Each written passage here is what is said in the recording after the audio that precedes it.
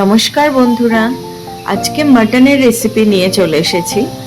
দেখো, আজকে সানডের বাজার, তো আজকে তো মাটন হবেই হবে।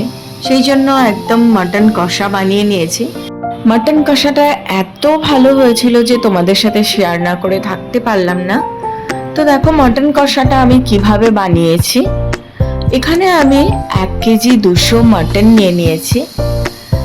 এই যে সঙ্গে নিয়ে নিয়েছি আমি আদা, রসুন, ধনে গুঁড়ো, গোটা জিরে, গোলমরিচ, এখানে নিয়েছি তেজপাতা, শুকনো লঙ্কা ফোড়নের জন্য, আর গরম মশলা।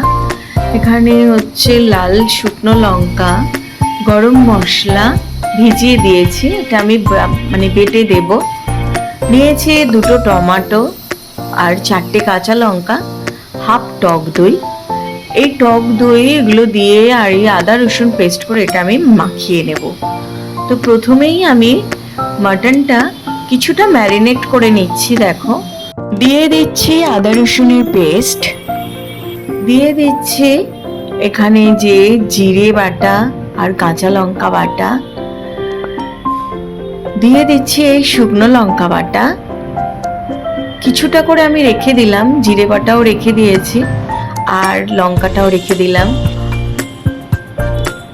টক দই দিয়ে দিচ্ছি, স্বাদ অনুযায়ী নুন, হলুদ গুঁড়ো, লঙ্কা গুঁড়ো আর সর্ষের তেল দিয়ে মাটনটা আমি খুব ভালো করে মেখে নেব। দেখো আমি মেখে নিচ্ছি, মাখা হয়ে গেছে। এবারে আমি এটাকে ঢেকে রেখে দেব আধ ঘন্টার মতন। কড়ার মধ্যে দিয়ে দিলাম সর্ষের তেল, দিয়ে এবারে আমি আলু যেগুলো আমি ছাড়িয়ে রেখেছিলাম আলুটা ভেজে নিচ্ছি। আমাদের আলুটা খুব পছন্দ করে মাংসে, আলু ছাড়া মাংস ভাবতেই পারা যায় না, তবে কিছু কিছু ক্ষেত্রে আলু ছাড়াই করতে হয়। নিয়ে নিয়েছি 4টে পেঁয়াজ। এদিকে আলুটা আমার ভাজা হয়ে গেছে, আলুটা তুলে রেখেছিলাম। পেঁয়াজগুলোকে কেটে আমি এরকম ইভেনলি ছাড়িয়ে নিয়েছি। দেখো কড়ার তেলটা গরম হয়ে গেছে, এতে আর একটু তেল দিয়েছিলাম। এবারে আমি শুকনো যে মশলাগুলো আছে, তেজপাতা, গরম মশলা, শুকনো লঙ্কা, একটু গোটা জিরে দিয়ে ভেজে নিলাম। মশলাটা দিয়ে সুগন্ধ বেরোলেই ওর মধ্যে দিয়ে দিলাম পেঁয়াজ। পেঁয়াজটা আমি খুব ভালো করে ভেজে নেব।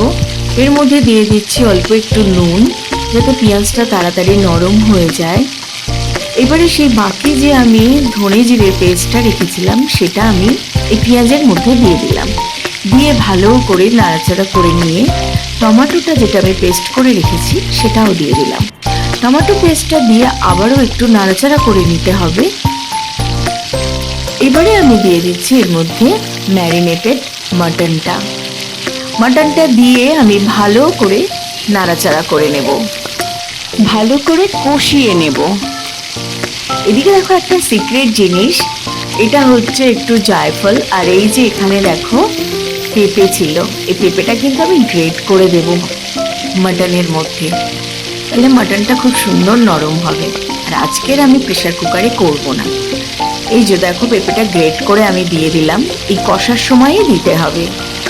আর এই পেঁপের ওপরে দিয়ে দিচ্ছি একটু ঘি, ছোট্ট করে একদম একটু ঘি দিয়ে আবারও ভালো করে নেড়ে চেড়ে নেব। নিয়ে আমি দিয়ে দিচ্ছি লঙ্কা বাটাটা, যে হাফ লঙ্কা বাটাটা রেখেছিলাম সেই লঙ্কা বাটাটা। ঢাকা দিয়ে দেব, কষানো হতে থাক। ততক্ষণ আমি আরেকটা জিনিস তোমাদের দেখাই, একটা রেসিপির সঙ্গে আর একটা ফ্রি। দেখো দেখো আমি এখানে পেঁয়াজ নিয়ে নিয়েছি, একটু পেঁয়াজ কুচিয়ে নিয়েছি, টমেটো, কাঁচা লঙ্কা, ধনেপাতা, আর এদিকে নিয়ে নিয়েছি আমি একটু দই। এখানে 1.5 কাপের মতন দই আছে। দইটা আমি খুব ভালো করে ফেটিয়ে নিয়ে এর মধ্যে রক সল্ট, কাঁচা লঙ্কা কুচি দিয়ে দিয়েছি। রক সল্টের পরিবর্তে তোমরা বিট নুন দিতে পারো।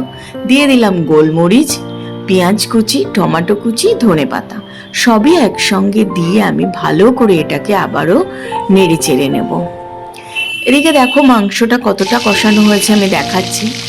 দেখো কত সুন্দর হয়েছে, তেল বেরিয়ে এসেছে। খুব ভালো করে আমি নেড়েচেড়ে নিয়ে দিয়ে দিচ্ছি ভাজা আলুটা। দিয়ে আমি একটু জল দিয়ে দিচ্ছি। এই জলটা কিন্তু আমার গরম করে রাখা, জলটা দিয়ে দিলাম। তোমরা যতটা ঝোল রাখতে চাও ততটাই দেবে। আমি একটু কষা কষা করব, আবার একটু কারি থাকবে আর কি, মানে গ্রেভি থাকবে। এবারে আমি দিয়ে দিচ্ছি আরও একটু নুন। আমার একটু চেখে রেখেছিলাম, একটু নুনটা কম লাগছিল, সেই জন্য আরও একটু নুন দিয়ে দিলাম। দিয়ে আবারও একটু মাটনটা আমি টকবক করে ফুটিয়ে নিচ্ছি। নিয়ে আমি দেখো এরবারে ভালো করে আবার ঢাকনা দিয়ে ফুটতে দেব। মাটনটা যতক্ষণ সিদ্ধ হচ্ছে ততক্ষণ আমি দইটা একটু তড়কা দিয়ে দেবো। তার জন্য একটা ছোট কড়া বসিয়ে দিয়েছি, একটু সর্ষের তেল, গোটা জিরে, শুকনো লঙ্কা আর একটু সামান্য লাল লঙ্কার গুঁড়ো দিয়ে দিলাম। দিয়ে একটু নাড়াচাড়া করে নিয়ে আমি সেই দইটা যেটা মাখিয়ে রেখেছিলাম তার মধ্যে দিয়ে দিলাম। দিয়ে ভালো করে নেড়ে চেড়ে নিয়ে এটা আমি ঢাকনা দিয়ে রেখে দেব।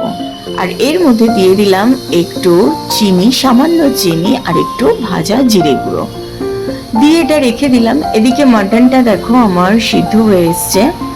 আমি যে আলু দিয়েছিলাম মাটনটার মধ্যে আলুটা অনেকটা গলে আসছিল, সেজন্য আমি আলুটা সেপারেট করে রেখে দিয়েছি তুলে। দিয়ে দিলাম বাটা গরম মশলা, এর মধ্যে দিয়ে দিলাম আমি একটু জায়ফল গুঁড়ো, দিয়ে আমি ঢাকনা দিয়ে রেখে দিলাম। দেখো মাটনটা কত সুন্দর সিদ্ধ হয়েছে। আমি কিন্তু প্রেসার কুকারে দিইনি। তো সেদিন আমাদের হয়েছে সাদা ভাত আর এই দইটা, আর সঙ্গে মহারাজা এই মাটন কষা। তো বন্ধুরা, আমার রেসিপিটা যদি ভালো লাগে লাইক, শেয়ার, কমেন্ট, সাবস্ক্রাইব করো, পাশে থেকো, ভালো থেকো। Thank you.